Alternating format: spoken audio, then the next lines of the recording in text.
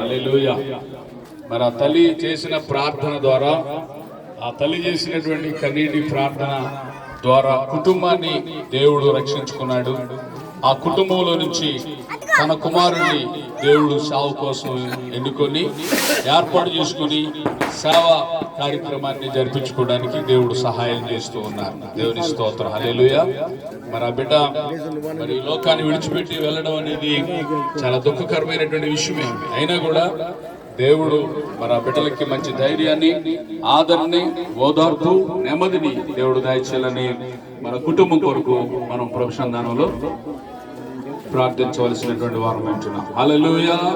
దేవుడు మిమ్మల్ని అందరినీ దీవించి ఆశీర్వదించును గాక. ఈ కుటుంబాన్ని దేవుడు దీవించి ఆదరించి బలపరచును గాక. ఆమేన్. కుటుంబాన్ని దేవుడు పిలిచాడు. తన జీవితంలో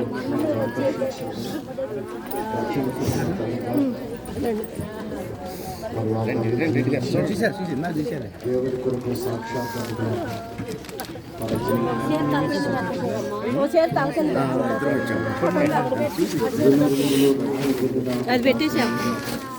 పరలోకంలో నన్ను తెలిసిందనే సత్యాన్ని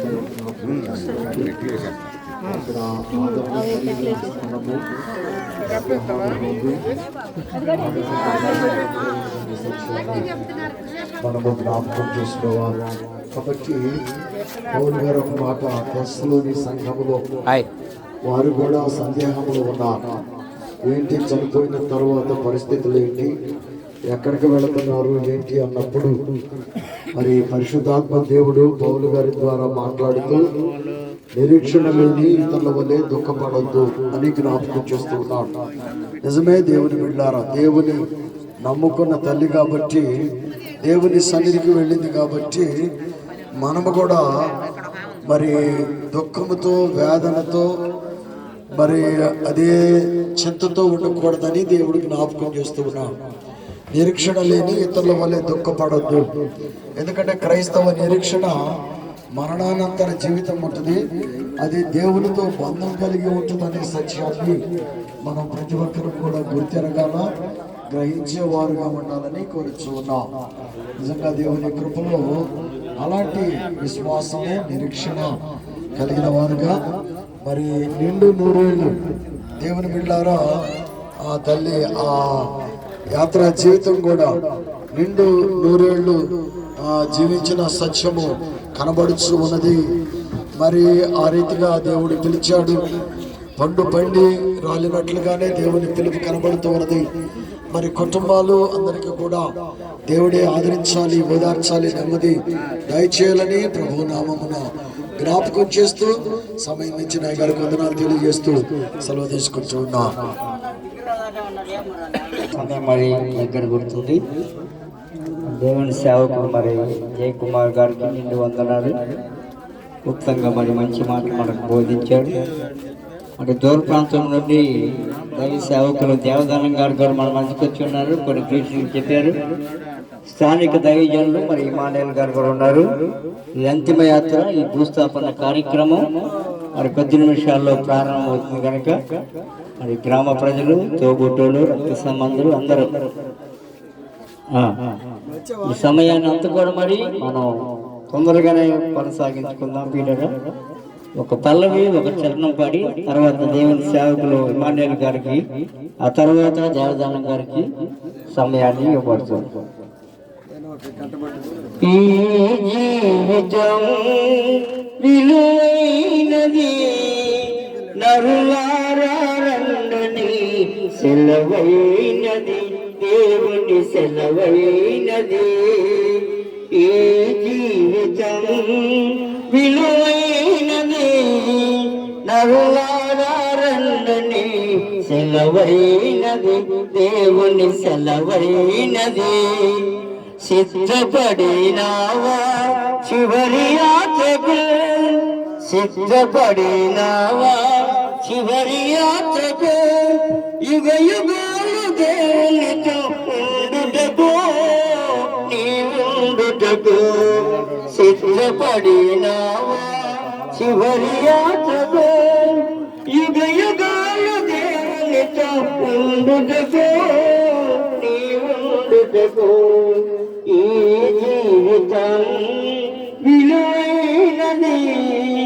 నరులారా రండి, సెలవైనది, దేవుని సెలవైనది. సంపాదన కోసమే పుట్టలేదు నీవు, పోయేటప్పుడు ఏది పట్టుకొని పోవు.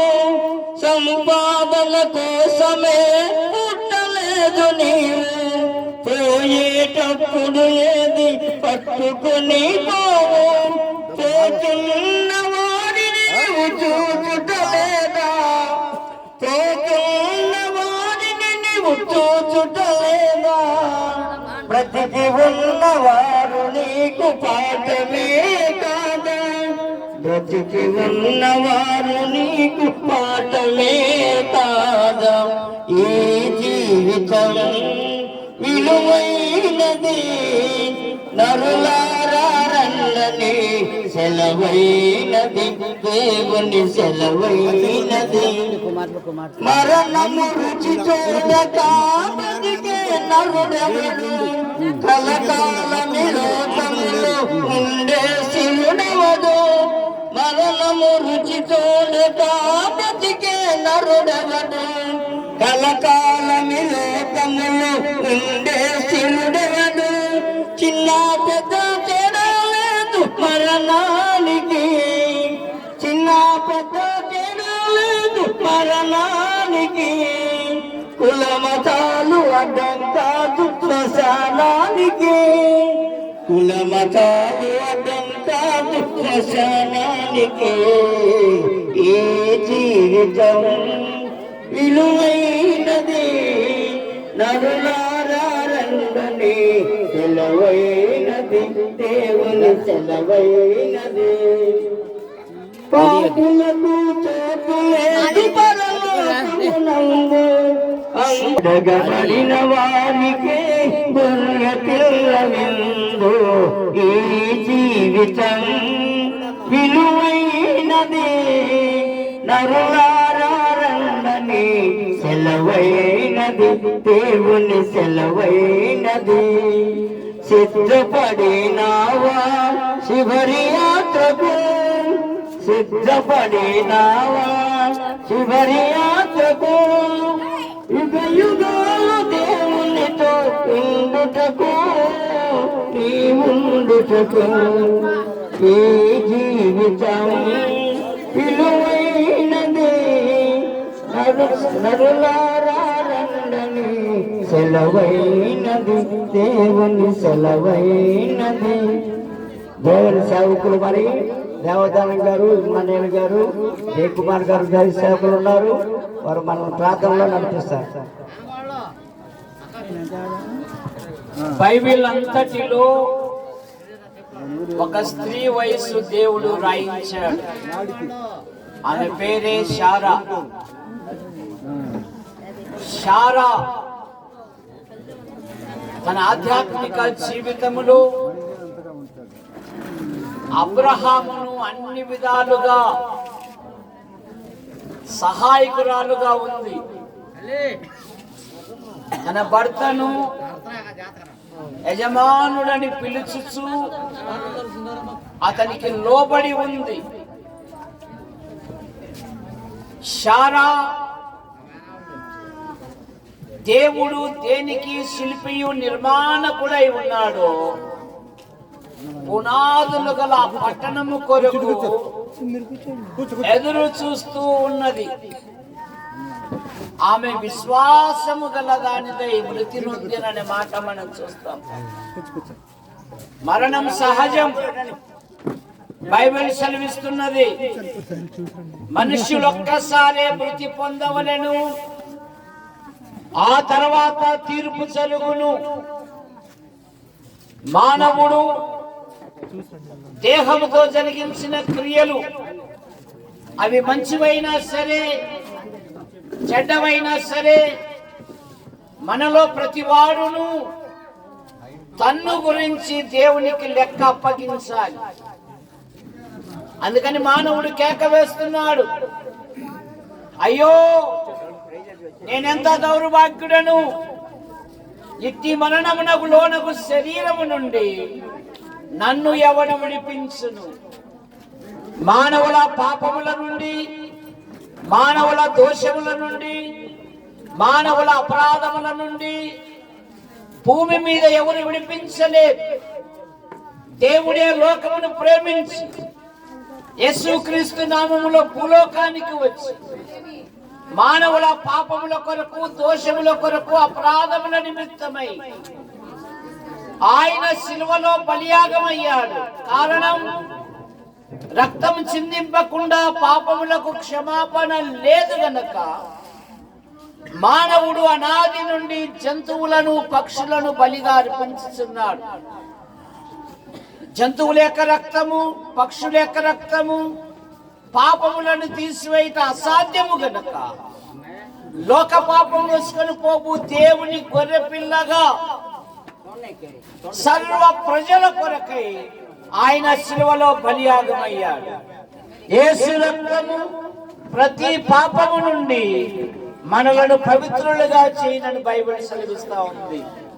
పున్నమ్మ గారు తన నలుగురు యొక్క సంతానమును, కుమారులను, వారిని సమాజములో ఒక ఉన్నతమైన వ్యక్తులుగా చేసి ప్రభు యొద్దకు నడిపించుకొని తన వంశాన్ని యావత్తు దేవుని సేవించే ఒక కుటుంబముగా తయారు చేసి, అందులో డేవిడ్ గారు సేవకుడు. దేవుని పనిలో ఈయన యవ్వనములోనే మరి చిన్న బుట్టలో ఆకుకూరలు పెట్టుకొని గ్రామమంతా తిరుగుతూ అదే సమయంలో ప్రభుని గురించి ప్రకటిస్తూ ఈరోజు ఈ ప్రాంతంలో డేవిడ్ అంటే ఎరగని మనుష్యుడు, క్రైస్తవుడు కాదు ఈ ప్రాంతంలో.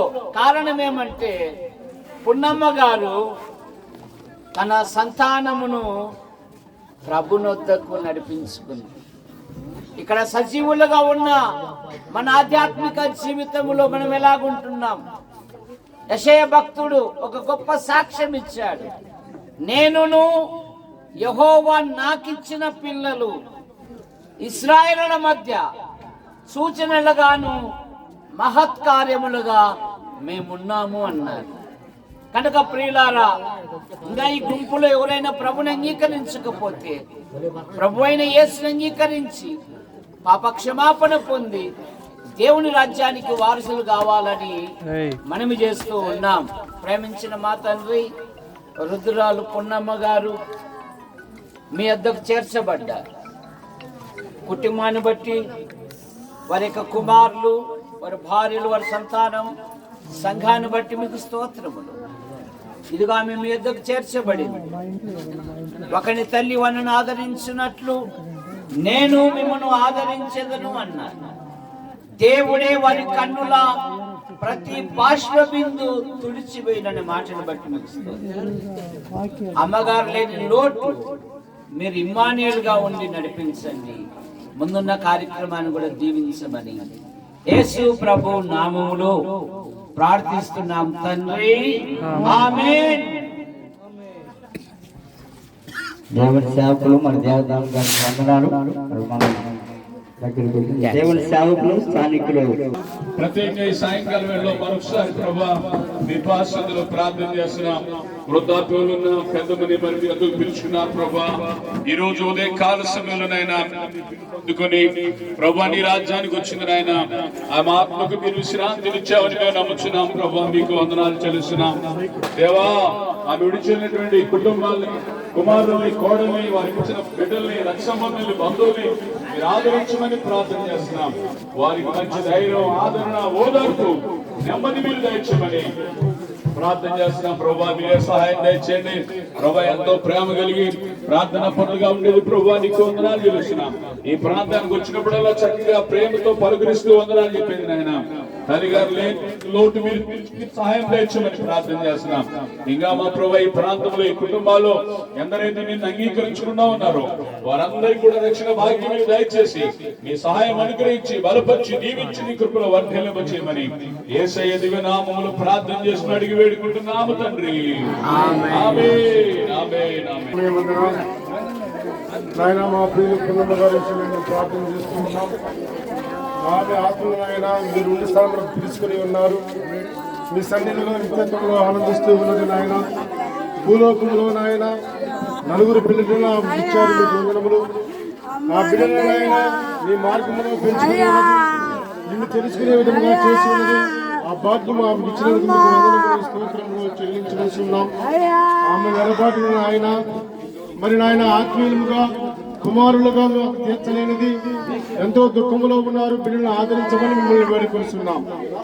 ఆమె జీవితం ద్వారా మిమ్మల్ని నేర్చుకుని మా బిడ్డలను కూడా నీ వైపు నడుపుకునే వారుగా ఉండడానికి సహాయం చేయమని వేడుకొస్తున్నాం. ఈ భూస్థాపన యాత్రలో మీరే ఉండి మీరే మహిమాగణత పొందమని మా ప్రభువును మా రక్షకుడైన యేసయ్య నామములో ప్రార్థన చేసి అడిగి వేడుకొస్తున్నాము తండ్రి. ఆమేన్.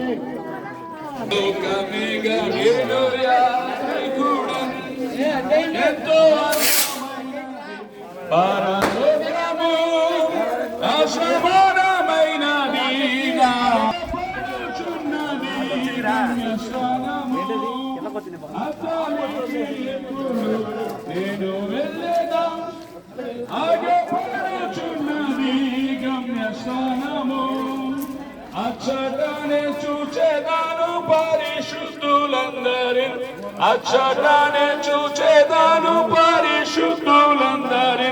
పరలోకము నా దేశము, పరదేశిల మాయలోకమేగా నేను యాత్రికుడ. బలో కృష్ణ మహారాజుకే జై, బలో కృష్ణ మహారాజుకే. మరణాన్ని గెలిచిన యేసయ్యకే, యేసయ్యకే జై, బలో కృష్ణ మహారాజుకే. హల్లెలూయా. ప్రభునందు ప్రియమైన దేవుని బిడ్డలారా, సహోదరి సహోదరులారా, వృద్ధాప్యంలో తల్లి గారు వడ్డపర్తి పున్నమ్మ గారు ప్రభు యొక్క పిల్లు పొందుకుని ప్రభు రాజ్యానికి వెళ్ళింది. ఆ మాత్మకు దేవుడు విశ్రాంతిని దయచేయాలని, ఆ విడిచినటువంటి నలుగురు కుమారుల్ని వారి కుటుంబాన్ని బిడ్డల్ని దీవించి ఆదరించాలని, వారికి మంచి ఆదరణ ఓదార్పు నెమ్మది దేవుడు దయచేయనట్లుగా ప్రభు సన్నిధిలో మనం ప్రార్థించవలసిన వారు అంటున్నాం. హల్లెలూయా. దేవుడు వాక్యం సెలవిస్తుంది, నరులారా తిరిగి రండని ఆయన మనుషుల్ని పిలుస్తున్నాడు, మనుషుల్ని మట్టికి మారుస్తున్నాడు. నరులారా